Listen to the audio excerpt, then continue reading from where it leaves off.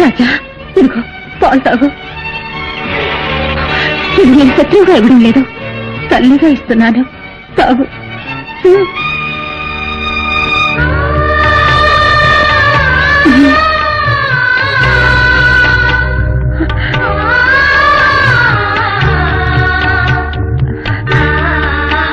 నీ కోపం ఇప్పుడు తీరిందా? నాకెప్పుడూ నీ మీద కోపం లేదు. నా కోపం అంతా నీ మొగుడు మీదే.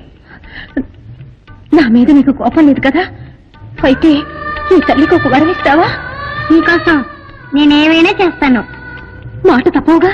నాకు నాలుకలే రెండు, మాట ఎప్పుడు ఒకటే. కోరుకో, ఏం కావాలో. ఏ స్త్రీ అయినా సుమంగళిగా కావాలనే కోరుకుంటుంది.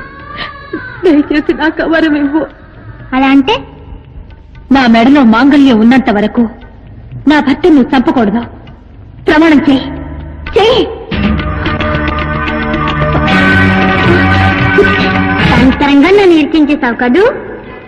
సరే, నీ మెడలో మాంగళ్యం ఉన్నంత వరకు నీ భర్తని నేను చంపను. ఇది సత్యం. విష్ణుమూర్తి అవతార కథల గురించి విన్నవారికి జయ విజయులు శాప వృత్తాంతం గుర్తుండే ఉంటుంది. జయ విజయులు ఇరువురు విష్ణుమూర్తి ద్వారపాలకులు. కొందరు మహర్షులను వైకుంఠంలోనికి రానివ్వకుండా అడ్డుపడినందుకు శిక్షగా వారు రాక్షసులుగా భూలోకం మీద జన్మించాలన్న శాపాన్ని పొందడము. వారిని సంహరించేందుకు విష్ణుమూర్తి నరసింహునిగా, రామునిగా, కృష్ణునిగా అవతారాలు దాల్చడం తెలిసిందే. ఇంతకీ ఆ జయ విజయులకు శాప